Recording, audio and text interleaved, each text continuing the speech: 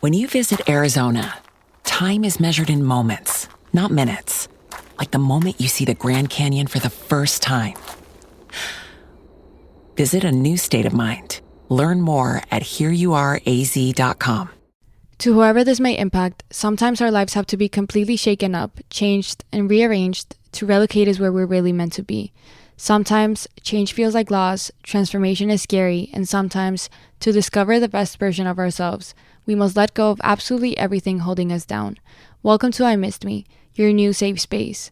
I Missed Me's purpose is to help people all around the world to come back home to themselves. It is a healing self-growth podcast that encourages people to dive deep into their emotions, heal their traumas, and ultimately love themselves.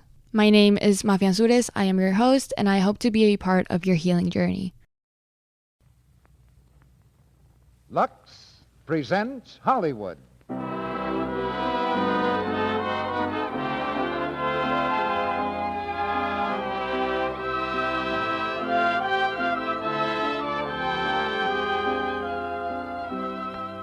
The Lux Radio Theater brings you Merle Oberon and George Brent in You Belong to Me. Ladies and gentlemen, your producer, Mr. Cecil B. DeMille.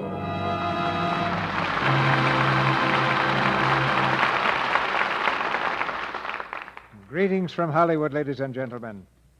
For the next hour, we invite you to lock up your troubles and throw away the key. Tonight's play contains no plan to remake the world. No deep analysis of modern society. But in these or any other times, we believe that good entertainment is its own excuse for being. So sit back and listen to Merle Oberon and George Brent as they bring us the gaiety and romance of the current Columbia picture success, You Belong to Me.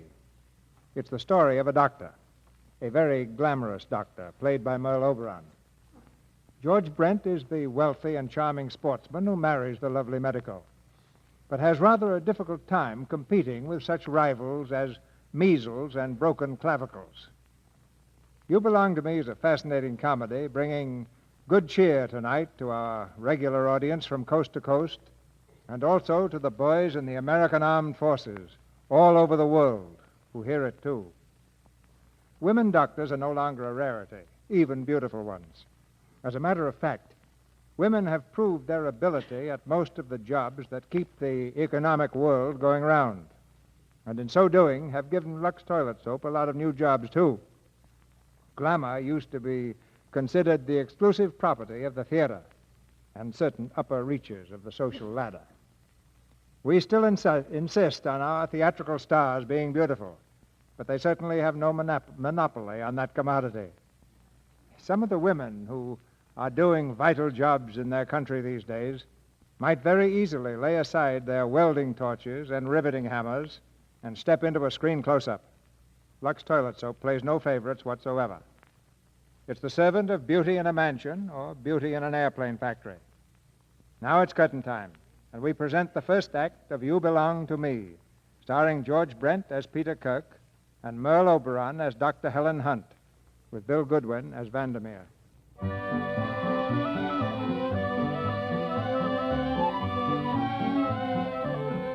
Down the snow-covered slopes of the high Sierras, a skier glides like a playful gull in flight. He's a master of his sport. In sheer exhilaration, the skier bellows his challenge to fate. Suddenly, his ski hits a hidden boulder. He zooms through space like a giant pinwheel, bounces off a tree, and dives head foremost into a snowbank. 1 hour later, he regains consciousness. He opens his eyes to see bending over him a very lovely young woman.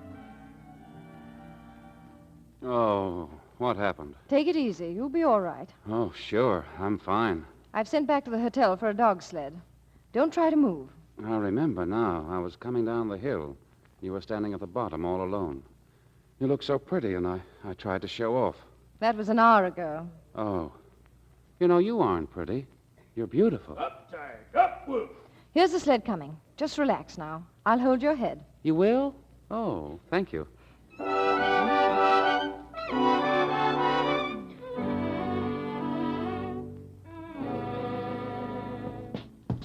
Just put him over here, please. I'll check him over in a jiffy. Okay, Doc. Be careful. He may have some bones broken. Yes, be careful, fellow. That's it, right there. Now, everyone outside, please. I'll make an examination. Hope you're all right, Mr. Kirk. Yeah. Young lady, will you leave, please? I'd rather wait if you don't mind. Are you a relative? No, I've never seen him before. Then perhaps I can handle this better alone. All right. I just thought I might help. I'm Dr. Hunt of Los Angeles. A doctor? You? Dr. Hunt, a specialist? General practice. I see. Frankly, you can be of no help. And now, if you'll be so kind as to leave me with my patient... Oh, wait a minute. Doesn't the patient have a right to select his own doctor? Naturally. Well, all right, then. Hello, doctor. Hello. I'm at your mercy. You're the boss, Dr. Hunt. Thank you. Just lie back, please. Dr. Hunt, Mr. Kirk is an important man. I intend to call in specialists. For what? Yes. For what? Dr. Hunt, the Medical Association shall hear about this. Well, what will you tell them? That I picked another doctor in preference to you? You want the other one hung? We'll engage your services immediately, Doctor, for X-rays. What? Let me see. At the scene of the accident, I noted contusion and a small hematoma of the right posterior parietal region. The absence of bradycardia indicated very little concussion, but take a shot of his head to make sure. There may be a Pott's fracture on the left side and a crack in the tibia and fibula higher up. So we'll take a shot of the whole leg. As soon as you're ready, Doctor. Very well. We told him that time, didn't we?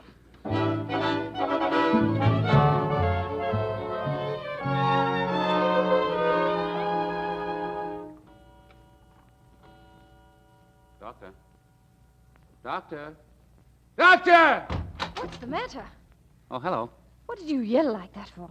Well, I wanted to know where you were. I've taken the adjoining room. I'll be there if you need me. It's 2:00 in the morning. Now do get some sleep. Oh, wait. I don't feel well. You don't? Let me feel your pulse. Oh, yes, I think you better. Well, is it still going? Quiet, please. Your pulse is very good. What seems to be the trouble? Well, I was lonesome. I see. Mr. Kirk, this case has become very important to me because of the little argument I had with the hotel doctor.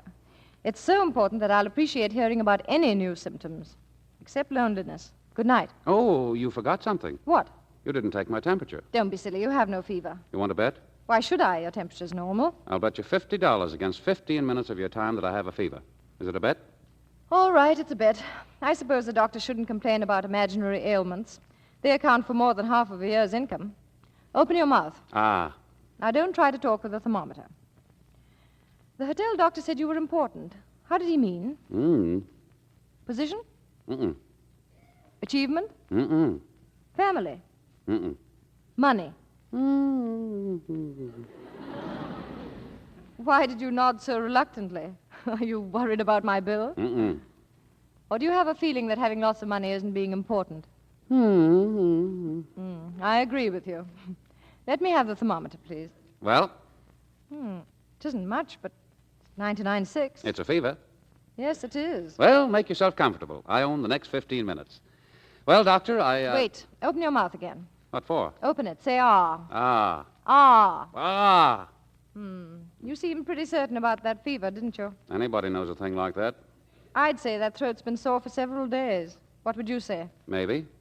You had a fever this morning, didn't you? Oh, it was nothing. Now, Doctor, Open your mouth. Say, listen. Open. I own this 15 minutes. I want to talk. You can talk after I swab that throat. Ah. Oh, all right. Oh. Fine. Yeah, it's lovely. If there's anything I enjoy, it's having a beautiful woman swab out my throat. Why were you skiing with a sore throat? What should I do? Lie around waiting for her to get well?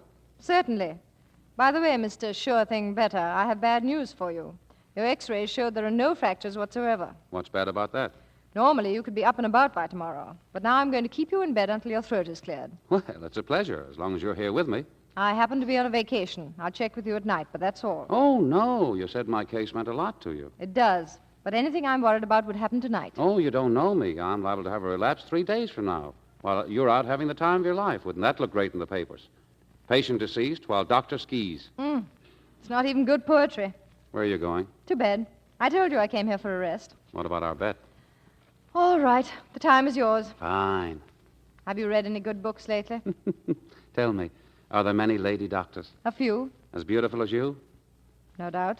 The time I've wasted being well. Can you imagine a hospital with nothing but women doctors all flitting from room to room, laying cool hands on your head? Oh, boy. How old are you, Mr. Kirk? Why? The last male patient I had who talked like that was 73. Of course, his age was his alibi. Yeah, well, I'm sorry. I was going to say finally that I think you're wonderful. I suppose that's rather monotonous, too, isn't it? If I say yes, I'm conceited. But that's the answer. May I leave now, please? I'm very tired. Of course, I'm sorry. When will I see you again? Sometime tomorrow. It was selfish of me to keep you up. But thank you, and good night. Good night. Oh, Doctor, Yes?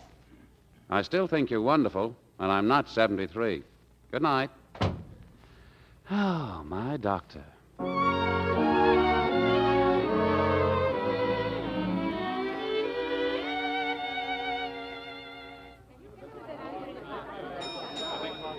Front boy, room 216. Oh, clerk, if my patient wants me, I'll be out in the skating rink. Yes, Dr. Hunt. Oh, Miss Hunt. Yes? May I speak to you a moment? If you'll step over here, please. What is it? Miss Hunt, I am Mr. Barrows, Peter Kirk's attorney. Oh, yes? Yes, I see now why my client has been acting so strangely these last 3 days. Strangely? Of course, you know that Mr. Kirk is able to afford the finest medical care money can buy. I've heard insinuations to that effect. The resident doctor says you refuse to let him call in specialists. Mr. Kirk may do that any time he sees fit. And that isn't the point. I've checked your record and found that you've been in practice only 3 years. In general practice at that. I'm quite willing to turn the case over to any physician Mr. Kirk may name. He has already refused to see 3 of the finest specialists in Los Angeles. Why? He says he has a doctor. Then what am I supposed to do? My client is quite impressionable, Miss Hunt. Doctor. As I said, he's very impressionable. To put it plainly, Miss Hunt. Doctor. All right, doctor. To put it plainly, you appeal to him not as a doctor, but as a woman. Oh, and how did you decide that? Well, I have eyes, and I know my client. Dr. Hunt.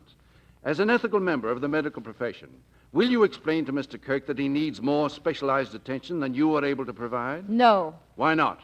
because Mr. Kirk's chief ailment right now is a sore throat. There are no broken bones, his head isn't cracked, and as long as he wants to be my patient, he'll be my patient.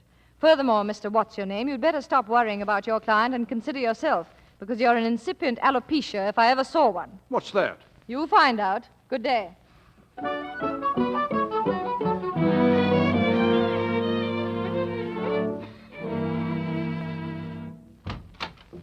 Oh, hello, Doc. Why aren't you in bed, Mr. Kirk? Well, I was just... Open your mouth.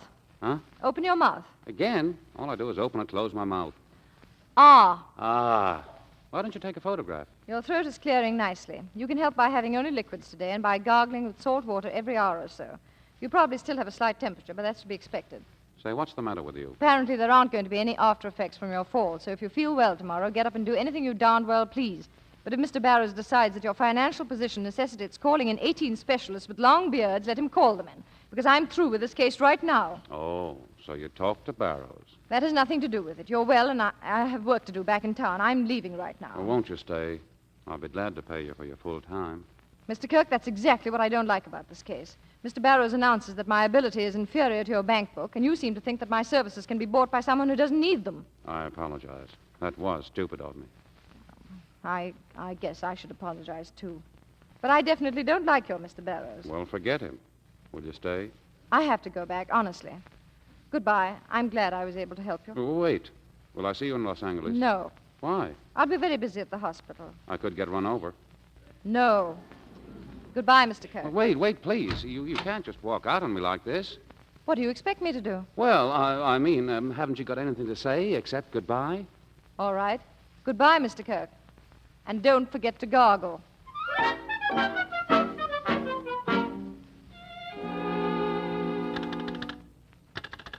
Hello.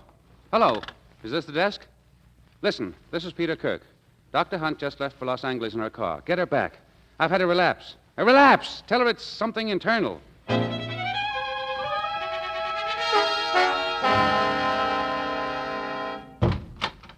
Oh.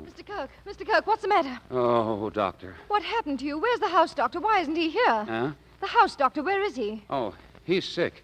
Are you in pain? Oh, terribly. Where? All over. First it's in my chest, and then it's in my head and my arms, and it sort of travels. Oh, I see. And just where is it now, Mr. Kirk? Now? Oh, I can't locate it now. Mr. Kirk, do you realize what you've done? When I refused to call in specialists on this case, I staked my whole reputation on your being well. Have you any idea the torture I went through when I received this This fake call? Oh, I'm sorry. I never thought. What if you had suffered an internal hemorrhage? Where would I be? Where would I be? This isn't funny. I know. It's tragic. More than you know. What do you mean by that? Well, I brought you back here for a definite reason, and now I'm licked before I start. Start what? Well, look, just sit down and tell me something. Now, don't get excited or anything. Just tell me. Do you have a feeling that someday we'll be married? What? Now, easy now. I didn't say today or tomorrow, but someday. Of course not. There, you see? That's why I don't want you to leave so quickly. I thought you should know these things before you go back to town. Well, thank you very much. Yes. I knew it the moment I met you. Of course, I had the advantage because I'd been unconscious and had a fever. This is crazy, absolutely crazy. You're not even proposing. You're telling me. Oh, I'll propose later, naturally. I just wanted you to understand things as I see them before you leave. Is that all? Yes, except that I think I love you very much, and I promise to be a faithful and considerate husband. May I leave now? If you wish. Thank you. Mr. Kirk, whatever type of woman you've known is your business. But I can assure you that this sort of talk doesn't appeal to me at all. Well, if I've done wrong, I apologize. You certainly have. You've made a childish attempt to sweep me off my feet with the most insincere line of emotionalism I've ever heard in my life. I told you I'm in love with you, and I meant it. Might have worked if I were a young girl with a piece of wedding cake under my pillow, but I'm a woman with the coldly clinical mind of a doctor. Goodbye, Mr. Kirk.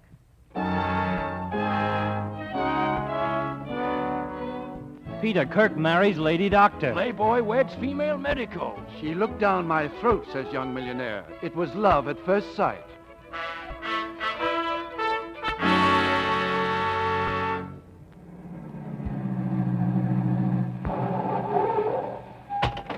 Last stop, out, my bride. Oh, Peter, I'm still terribly confused. Perhaps we shouldn't have come home so soon. That's nice talk from a married woman. A married woman. 4 hours. It'll take longer than that to get used to the idea. Well, come on, darling. I want you to see the house. Peter, is that it? That's it? You mean all this is yours? No, yours. But how can 2 people actually live in so many rooms? Is it too big? Well, I worked in a hospital that was smaller. Oh, don't you like it? Of course.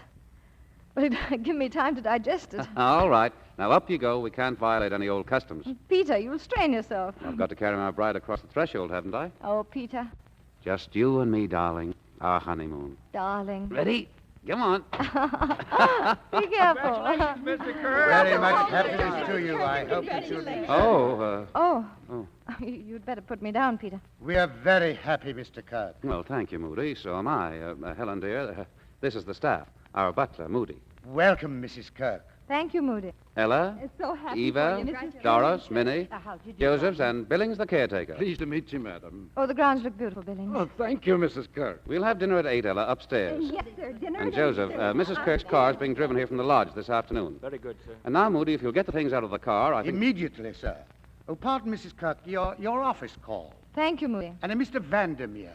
Vandermeer, oh, thank you. Yes, ma'am. Say, how did they get our number? I wired my office. How about Mr. Vandermeer? He got the number from the office, probably. Pete, I'd like to see the rest of the house. Oh, sure, but say, this man who called, who is he? Van? Yes, Mr. Vandermeer. One of my patients. Well, is he 73, too? No, a few years older than you. Oh, I didn't know you had any younger men patients. I had you, didn't I? Oh, darling, this is wonderful. You really like it? I love it. But for the first few days, I'd better travel around with a map. Oh, some of the rooms are closed. Maybe we can turn one of them into a study. We already have 2 studies. What about moving your office here? Oh, no. My work stays out of the home. A laboratory, then. Don't you do things with test tubes and Not around the house. Oh, Peter, it's so wonderful. Peter, promise me one thing. anything? Never let me do what I've dreamed about. Never let me sleep till noon and have breakfast in bed. Make me get up early and brush my teeth and shower and dress and sit down at a table like a good, honest human being. Promise? Promise. Oh, darling.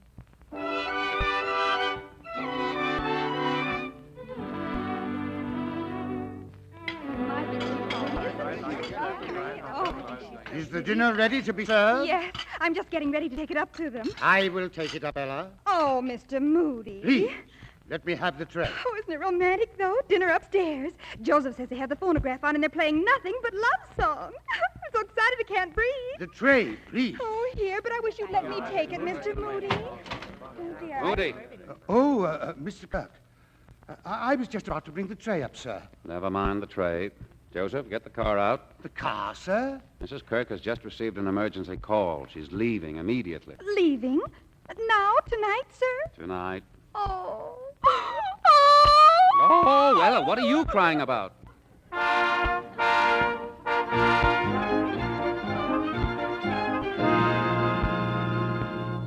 Well, the car's waiting. Oh, Peter, this is terrible, I know. But Mrs. Roberts is an old woman, dear, and she's very ill. I have to go to her. I know, sure. But I still feel like a bride left waiting at the church. Listen, dear, before we were married, you said you understood thoroughly that I was to continue my practice. That's true, isn't it? How could any man understand it this thoroughly? But it's true, isn't it? Yes, but I sort of hoped you'd change your mind. I know I didn't expect to spend my wedding night playing solitaire. It's my wedding night, too. But a doctor can't ignore an emergency call. And no matter how much we dislike the idea, I have to leave. I'd like to hear you wish me luck, Peter. You know I do. And hurry back, dear. Kiss me? Sure. Good night, darling. Good night. Mr. Kirk, sir. Yes, Moody? Shall I lock up for the night, sir? Yeah, lock up. It's too bad, sir. Ella is quite broken up. Poor Ella.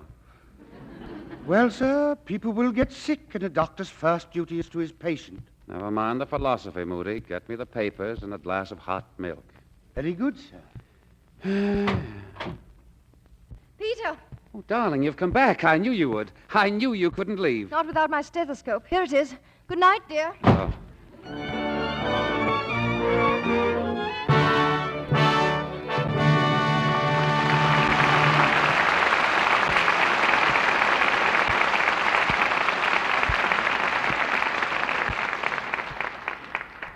In just a few moments, Mr. DeMille and our stars Merle Oberon and George Brent will bring us Act Two of You Belong to Me. Now, for a moment, a little domestic scene that could happen anywhere. Well, look at my little wife. Must be a special occasion, eh? Hello, dear. What makes you think it's a special occasion? I'm not dressed up, really. Just these bows in my hair. Yeah, I see now. That's not a new dress, but you look awful good somehow. Oh, Bobby, you're a darling. You never let me down. As a matter of fact, tonight is a sort of special occasion. Know why? Can't even make a guess. Well, you see, I've been making an experiment. A 30-day beauty experiment. Active lather facials with Lux soap every single day without fail. And this, my nice observing husband, is the 30th day. Well, from where I sit, I'd say the whole thing had been a big success. Come here a moment. What is it, dear? Oh, want to look closer? Look, nothing. I want a kiss. Famous Hollywood screen stars and lovely women everywhere say of Lux toilet soap, it's a wonderful beauty aid. This luxurious white soap has creamy, active lather that removes stale cosmetics, every trace of dust and dirt. You'll love the gentle way it caresses the skin, gives it protection it needs to look smooth, soft, lovely. Here's what Loretta Young says. I never neglect my daily active lather facial with Lux soap. Here's what I do. First, I pat the creamy lather lightly in. Rinse with warm water, then a dash of cool. Then with a towel, I pat my face gently to dry. That sounds simple, doesn't it? If your skin isn't as lovely as it might be, why not start tomorrow on a 30-day trial of this gentle, effective, active lather care? Get some Lux toilet soap tomorrow. Now, our producer, Mr. DeMille. Act Two of You Belong to Me, starring George Brent as Peter Kirk and Merle Oberon as Dr. Helen Hunt, with Bill Goodwin as Vandermeer.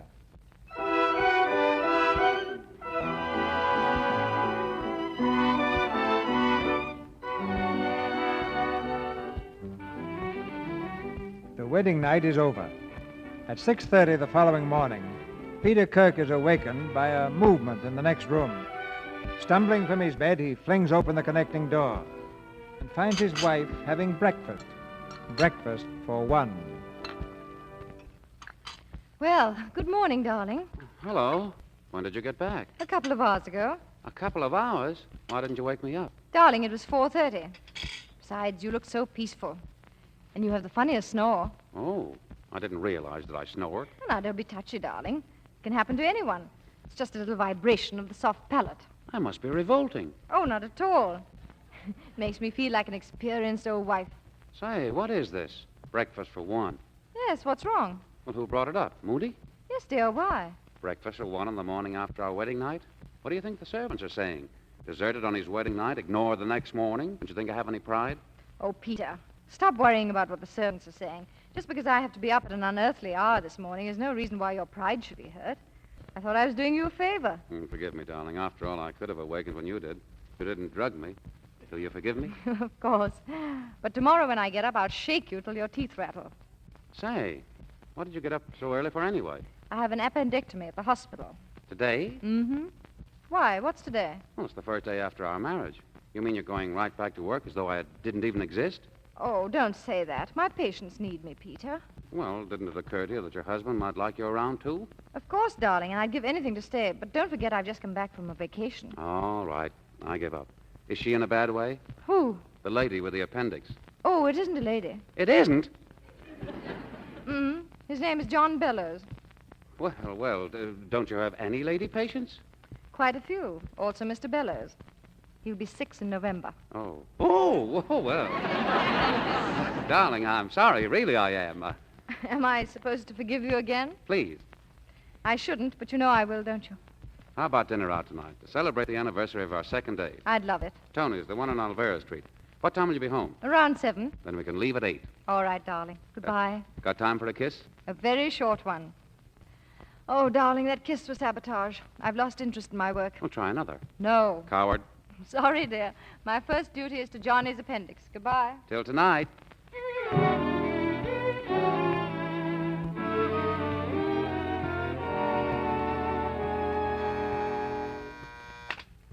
Good morning, Lakewood Country Club. Mr. Kirk, I believe he's out on the golf course, but I can give him a message when he returns. Very well, sir.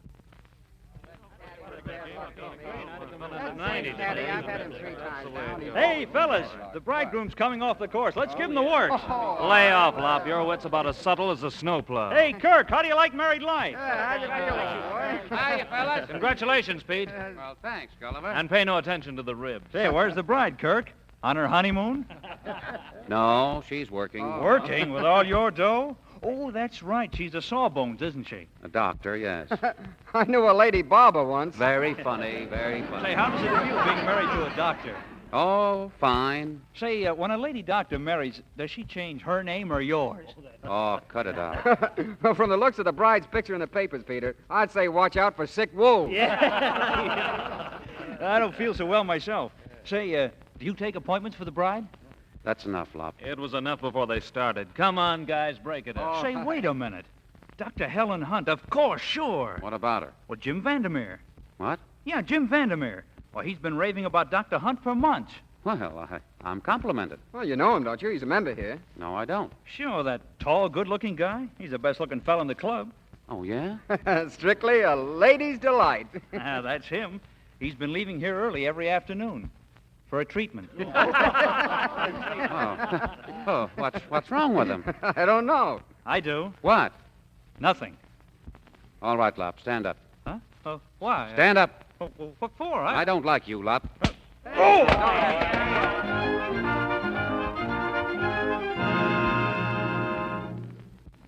Come on, darling. I don't see how you can take so long hooking up a few little hooks. Well, there's so little. We'll be awfully late for dinner. What did you do today? Oh, nothing much. Played a little golf. Is that what you do every day? Well, it keeps you in condition. Oh, sure. Mm-hmm. How was business? Business? Oh, as usual. Many customers? You mean patients. About the same. Somebody mentioned one of your men patients today. Who? Jim Vandermeer. Oh, Van. Yes, we talked about him yesterday, remember? I've been treating him for some time. Is he what you'd call nice-looking? I don't know. Why? Well, don't you know him very well? Peter, what did you hear? Oh, nothing. You've heard something, obviously. I'd better set you straight. Before I met you, Van asked me to marry him. I said no. That's that, and that's all. Oh, it went that far. What do you mean? Well, what's wrong with him? I mean, what are you treating him for? A fractured scapula. Oh, well, how did it happen? He was skiing. Huh? Skiing. Oh, don't tell me he fell practically at your feet. He did. I thought I was being original.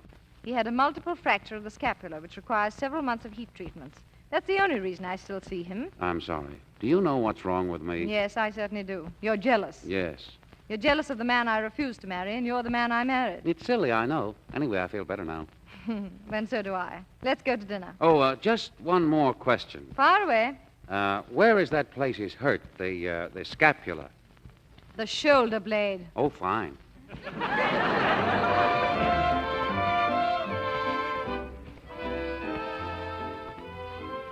It's quite a surprise to find that your husband dances well. It's the inspiration. I surprised myself.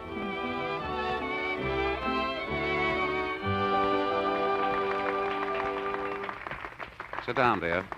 Oh, you know, this is just about the time the phone rang last night. Oh, well, no one knows where you are tonight, do they? No one. Oh, good. A toast to all the men who could have invented the telephone but didn't. Helen!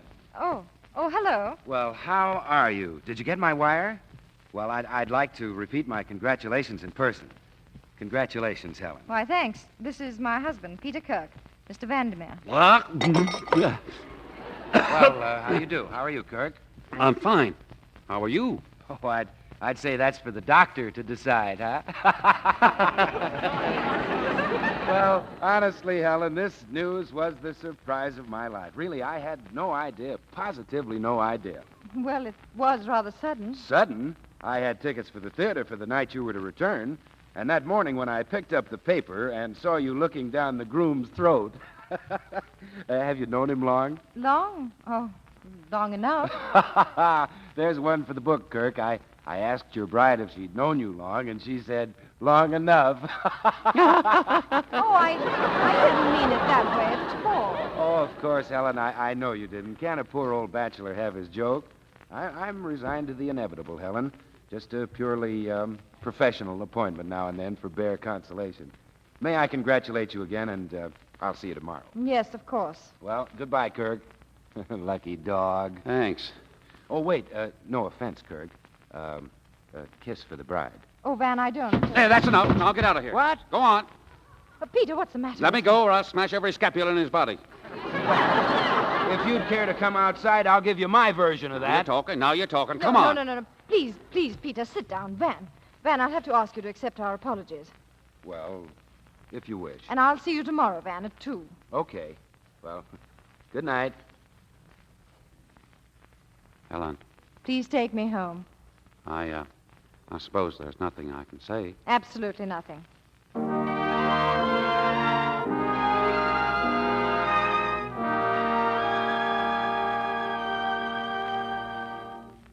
Good night, Peter. Good night? Well, what do you mean? Why are you going in the guest room? I'm sleeping there tonight. Oh. May I say something? May I say it for you? You've acted like a child. We've been married 2 days, and you've violated every rule in existence as to how to treat a wife. But listen, it was Vandermeer I was going to sock, not you. What are you trying to do? Insult my patience so I'll be driven out of practice? Well, darling, tonight you saw me as I am. Jealous, short-tempered, and acting like a fool. I've never been this way before. And the only explanation is that I love you so much I don't know what I'm doing. How long it's going to last, I have no idea. Maybe if marriage becomes a matter of fact with me, I'll return to normal. But I honestly hope not.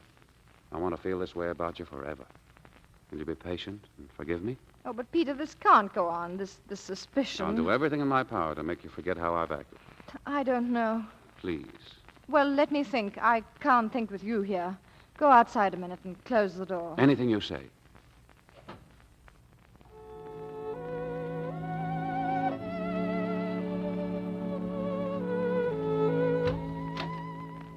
Peter? Yes? I've thought it over. Well? I can't think anyway, so come in, Peter, and close the door.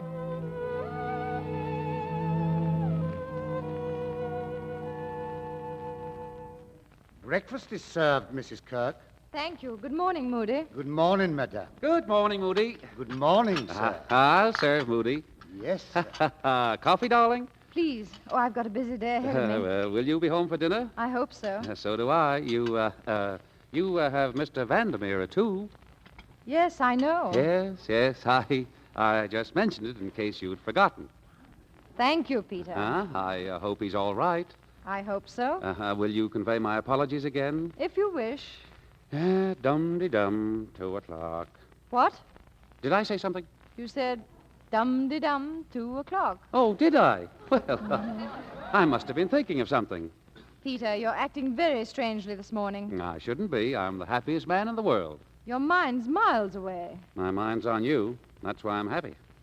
Oh, Peter, it's much nicer this way, isn't it? No silly jealousies cropping up. I love you. Darling. At any hour you can name, I'll be thinking of you. 10 o'clock, 12 o'clock, 2... Remember that in your office. Here at home, there's a husband who's thinking of you every hour of the day. 12 o'clock, 1, 2... Darling, you're worrying about nothing. Oh, me worrying? What? Listen, I'll be thinking about you. At 12 and 1 and 2. Darling.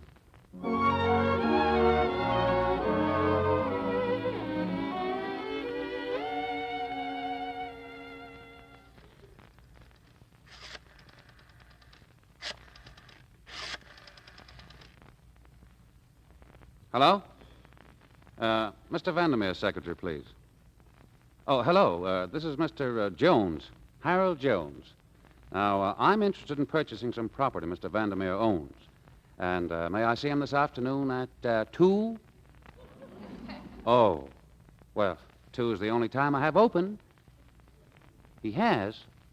With his doctor, huh? I see. Well, he couldn't cancel that appointment. Uh-huh. All right. Goodbye. 12 o'clock, 1 o'clock, 2.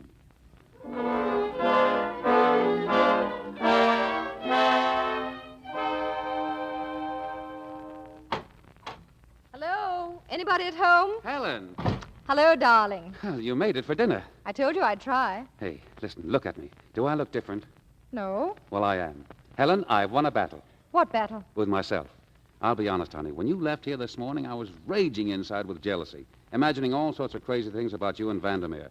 Why, for a while, I even considered going to your office and throwing Vandermeer out bodily.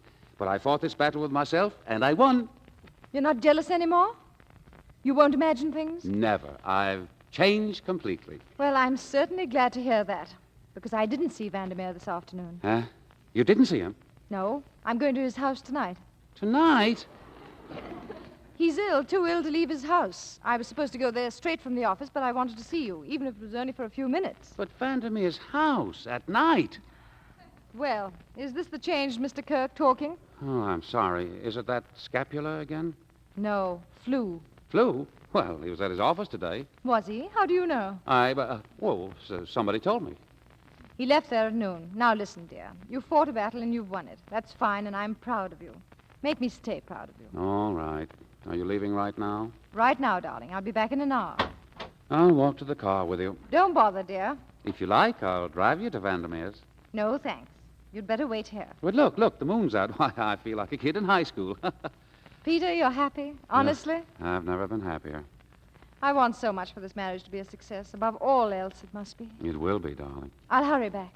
Take your time, dear. I won't worry. Goodbye. Bye.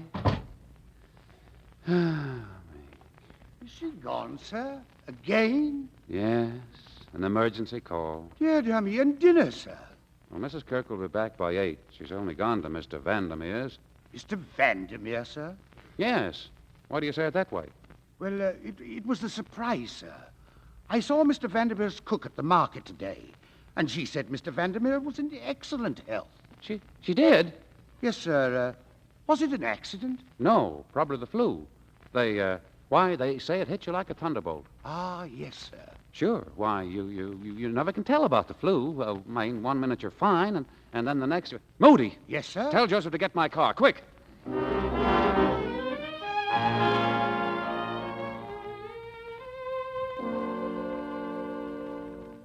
Nurse, make that 1 teaspoonful in a glass of water. Yes, Doctor. Right away. Oh, how am I? Van, you're about as original as a piece of carbon paper. Along with some 30,000 others, you have a plain old case of flu. Feel like a dish rag. Naturally. How's your back? Oh, all right. If it hurts, it's the flu, not your scapula. I saw your x-rays and you're all right. Mm-hmm. Dr. Hunt. Well, nurse, where's the medicine? Doctor, there's a man climbing the ivy outside the window. What? A man. I saw him from the bathroom. He's looking in this window now. Well, don't look. Nurse, call the police. Yes, sir. No, wait. If he sees her go out now, he'll get suspicious and leave. Just go about things normally, and maybe I'll be able to get a look at him. Good idea. We can give a complete description to the police. Sit down, nurse. Yes, sir. I'll work around to the side of the bed here, then I'll take a quick jump and open the window. Well, be careful now. Don't worry. He's there. I saw something. Don't look. Are you sure it wasn't the cat? A cat with a hat and coat? It was a man. All right, here I go.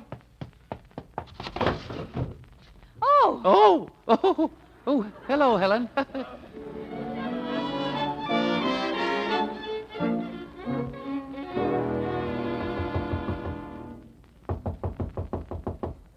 Helen, may I come in?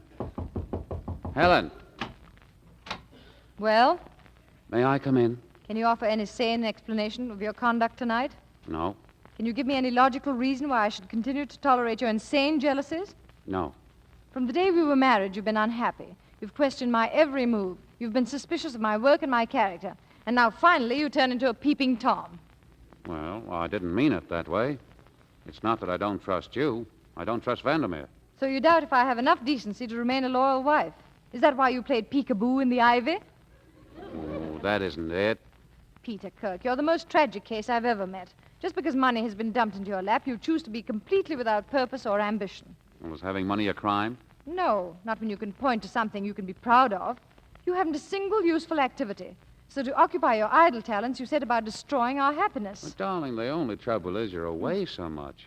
There's no need for you to work. We've discussed that.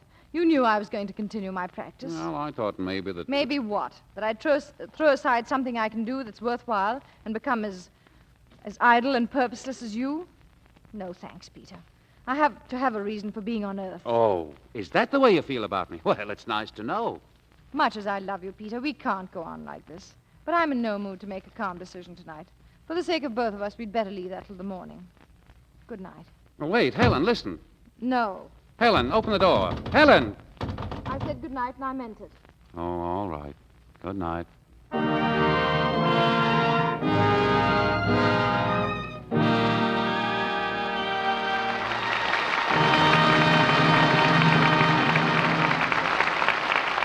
We pause now for station identification. This is the Columbia Broadcasting System.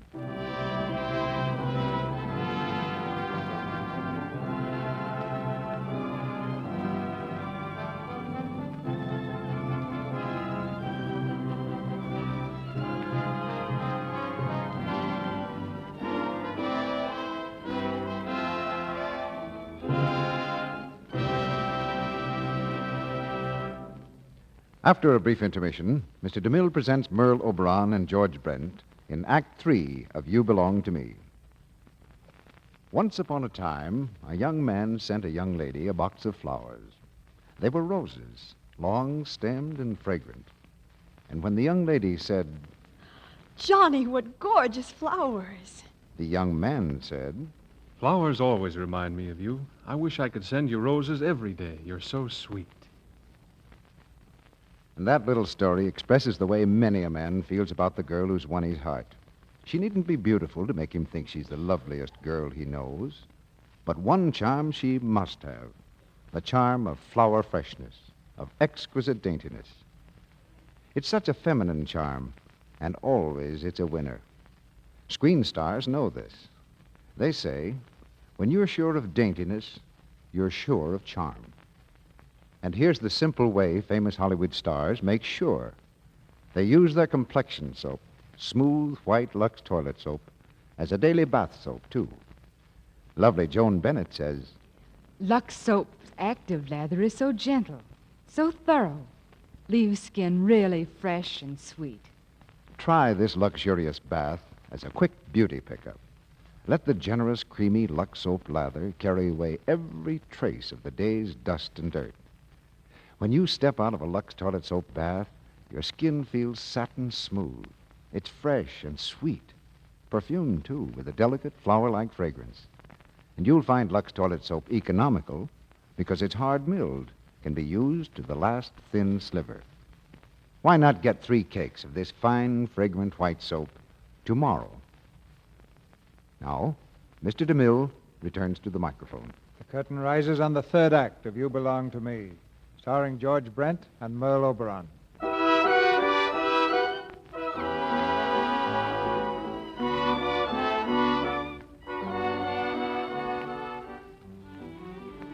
Peter Kirk is out to better himself.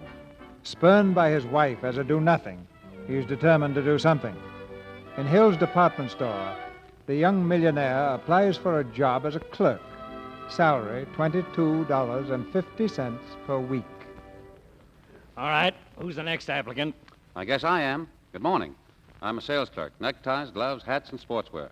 5 years' experience in New York. And if you have anything in those departments, I know department store routine from top to bottom. Why'd you leave your last job? To visit my sick uncle in California. Job pays $22.50. That isn't important at the start. I'll prove my value later. Name? John Jenkins. All right, Jenkins, go in and prove your value. Thank you, sir. You'll never regret this. Hey, wait. Yes, sir? Didn't I see your picture in the paper lately? Me? Oh, no. It was some millionaire looked like you. That fellow that married a lady doctor. Yes, right. He did look something like me. Yeah, all but his bank book, huh?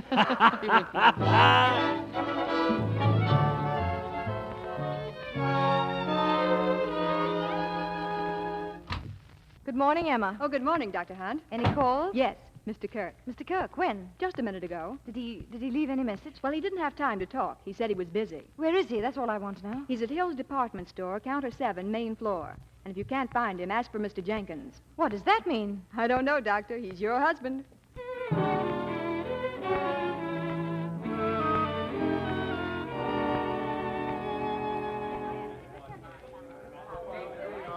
Good afternoon, madame. And what can I do for you? Peter, Hello.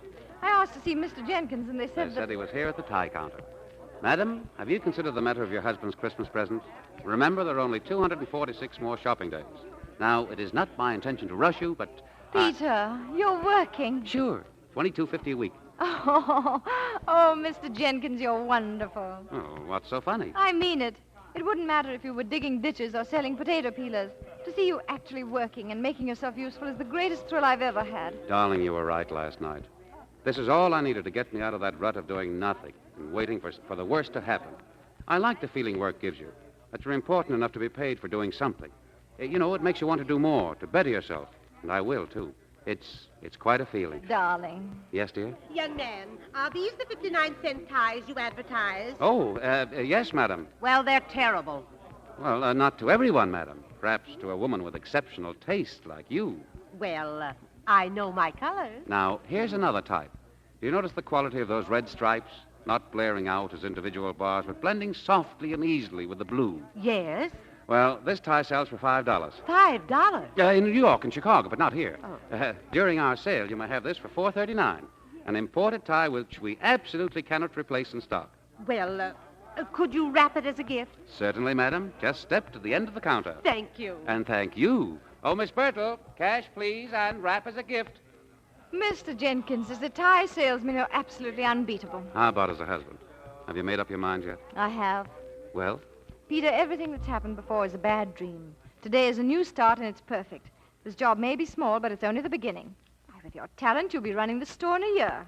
You mean everything is all right? Don't you understand? I love you so much, and I'm so proud of you. There isn't anything in the world that could make me happier. Darling, kiss me. Peter? Young man? Yes? Oh, dear. Goodbye, darling. See you tonight. Bye. I'll have another tie just like this, please, young man. Certainly, madam. And young man? Yes, madam. You've got lipstick. Oh.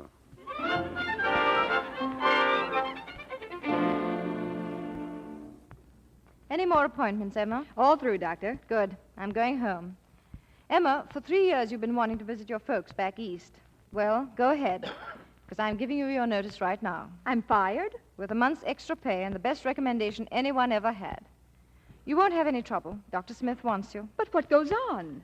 Emma, today I found out what it really means to be in love with your husband. To see him working at a good, plain job and doing everything he can to make you proud of him. It's a thrill, Emma. The greatest thrill in the world. You mean Mr. Kirk is working? With his money? He's the best necktie salesman in Los Angeles, and he'll be running Hill's department store in a year. But he could buy the store today. Emma, you have no soul. But you can go and visit your folks anyway, because as of today, well, I'm retiring from practice and devoting myself to becoming a good, solid housewife. Well, I'll be darned. What do you think? I think you're crazy, and I'm tickled pink. Thanks. You know, Emma, I had the wrong slant on marriage, asking everything and sacrificing nothing. I'll miss my work, naturally. But my husband has more than made up for it, and I'm glad. Now you're talking. We're getting rid of everything I own here. Give Dr. Smith a break on the patients. Who could use the books? Well, why not the county medical library? Good. And call the county hospital and turn over all my equipment to any deserving young doctor they name. A great start for a fine young man in a wonderful profession.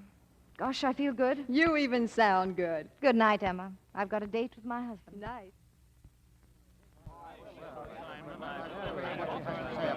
There she is. Good evening, Dr. Hunt. Hello. How about a statement, Doctor? What about? As if you didn't know. Who are you? What is this all about? We, lady, are the press. Yeah, and we want something from you on the Kirk case. Kirk? Your husband, Doctor, remember? What's happened to him? Don't you read the papers, Doctor? Please tell me. Here, look at the early edition. Thank you. No job for millionaire. Peter Kirk ousted as 2250 tire clerk when identity discovered. Fellow employees protest payboy's job. The idea is they fired him because he was keeping some poor man out of work. But this is insane. We want your opinion, Doc. Should he be permitted to work or not? Of course he should. Any man has the right, no matter how much money he has. Okay, Doc. You're the first one that's been for him.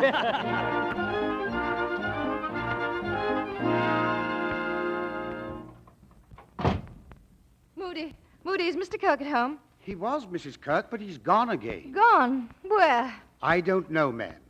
He was upset about getting a job and being fired. I know, but why did he leave? Excuse me, ma'am, but I think he didn't want to see you. He left a message. What did he say?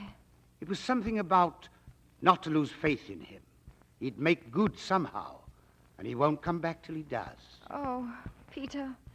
Moody, call the newspapers. Get me the classified ads. The personal column.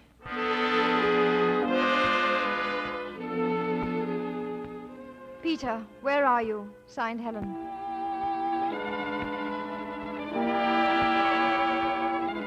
Peter, come home at once. Helen. Peter, if I don't hear from you, I'll call the police. Come home at once. Hello? Hello? Yes, she's here, I said. Hold on, please. Mrs. Kirk, it's for you. Give it to me, Moody. Hello? Yes, this is Dr. Hunt. My husband is where? Who's this? Central Hospital. I'll be right over. Wait, what's the matter with him? Hello? Hello?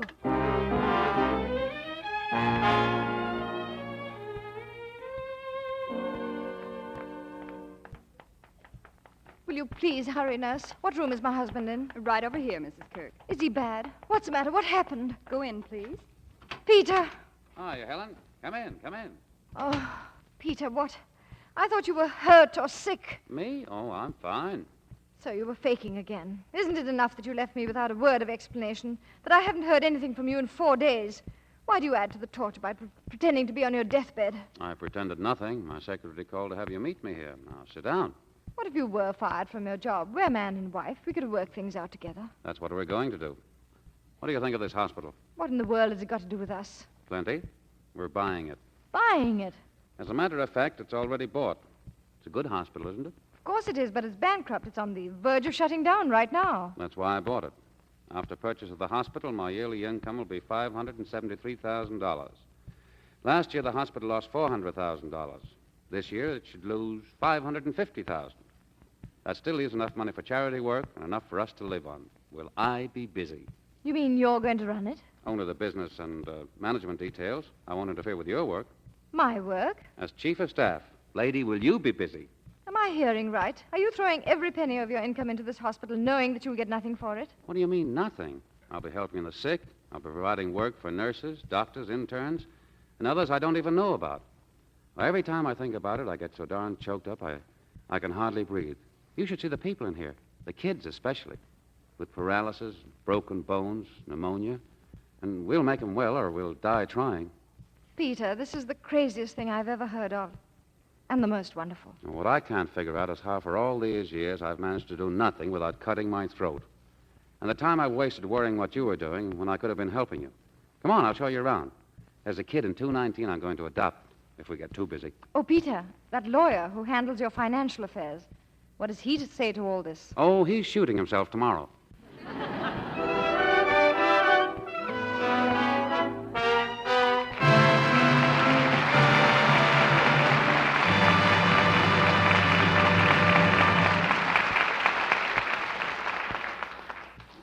You belong to me, belongs to our pleasant memories now.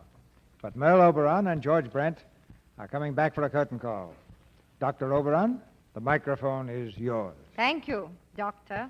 I'm delighted to be here again. If a nurse walked by now, I'd be sure this was a hospital. What kind of a doctor are you, CB? A veterinarian? George, you should read the papers. The University of Southern California conferred an honorary doctor's degree on him at the annual commencement. Doctor of Fine Arts. Well, congratulations, CB. That's a very great honor. Yes, it was quite a thrill, George. And it was a thrill just to see the commencement at the University of Southern California this year. Because for almost all the men graduates, it was an immediate prelude to entry into some branch of the armed service. And that's true at every college and university in the country. Well, the current rapid expansion in the armed forces must be presenting a tremendous challenge to an organization like the USO. The USO has done a great job all along, George. But now it has an international job. And to do it right, they need $32 million. Exactly what will the money be used for, CB? To take homesickness out of the Army and Navy and make Uncle Sam Jr. feel at home. That's why Sam Jr., when he goes to town on leave, can visit 900 recreational clubs in this country, or 40 overseas. During the next year, while he's in camp, he may see any one of 6,000 shows put on by the USO. And if you've ever seen a lonesome soldier's face break into a grin, you know how important those shows are for Uncle Sam Jr. Well, if 130 million people get behind the USO, that $32 million should come easily. I suppose the best place to make a contribution is the local USO headquarters. Yes, the USO headquarters where you live. But if you can't find it, send your contribution to the USO at the Empire State Building, New York City. We'll give that address again later. And don't wait for someone to ask you to give. The USO needs money, and Uncle Sam Jr. needs the USO right now. What about next week's play, CB? I can tell you something about it, George, what makes it possible. It's a product called Lux Soap, of which you may have heard. Yes, I think I've heard it mentioned in whispers around here. I use it all the time myself. And because so many women have discovered that Lux Soap is a fine complexion care, well, you see it's possible to have a Lux Radio Theater. Like Lux Soap, Merle, that's very sound economics. And next week, the Lux Radio Theater presents a romantic comedy that's been playing a merry tune in theaters all over the country. The Columbia picture, Bedtime Story. And our stars will be Loretta Young and Don Amici. You'll hear Loretta as a famous actress, and Don as her husband, an equally famous playwright. Together, they've produced a long string of Broadway hits, but the most exciting of all is the story of their own life. So next Monday night, listen, my children, and you shall hear Bedtime Story, starring Don Amici and Loretta Young.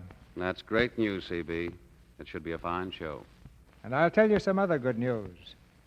The Lux Radio Theater has entertained a hero in its audience tonight. The Navy doctor who won a radio tribute from President Roosevelt for bringing 9 wounded soldiers through the Japanese attacking forces at Java is right out in front now. Lieutenant Commander Carden Wassell.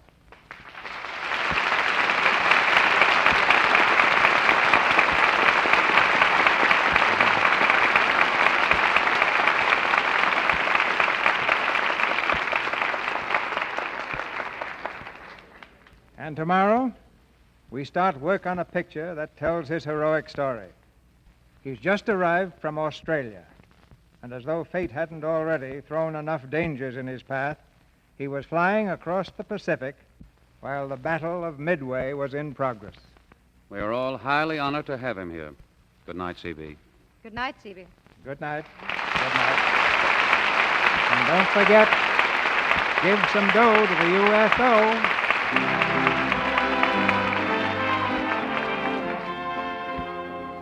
Our sponsors, the makers of Lux Toilet Soap, join me in inviting you to be with us again next Monday night when the Lux Radio Theater presents Loretta Young and Don Amici in Bedtime Story. This is Cecil B. DeMille saying good night to you from Hollywood. All contributions to the USO should be made at your local headquarters or to the USO Empire State Building, New York City. The drive for the USO is limited to the United States and does not apply to Canada. Merle Oberon is currently seen in the Alexander Korda picture, Lydia. George Brent is currently appearing in the Warner Brothers picture, In This Our Life. Bill Goodwin will soon be seen in the Paramount picture, Wake Island. Heard in tonight's play were Thomas Mills, Fred Mackay, Sandra Coles, Arthur Q. Bryan, Francis X. Bushman, Boyd Davis, Janet Waldo, Charles Seal, Verna Felton, Tyler McVeigh, and James Eagles. Tune in next Monday night to hear Don Amici and Loretta Young in Bedtime Story. Our music was directed by Louis Silvers, and this is the Columbia Broadcasting System.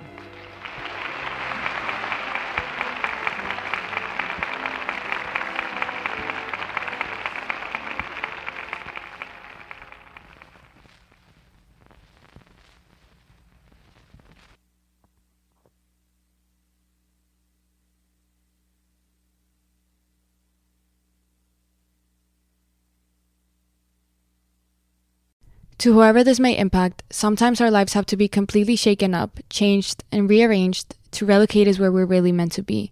Sometimes change feels like loss, transformation is scary, and sometimes, to discover the best version of ourselves, we must let go of absolutely everything holding us down. Welcome to I Missed Me, your new safe space. I Missed Me's purpose is to help people all around the world to come back home to themselves. It is a healing, self-growth podcast that encourages people to dive deep into their emotions, heal their traumas, and ultimately love themselves. My name is Mafian Sures. I am your host, and I hope to be a part of your healing journey.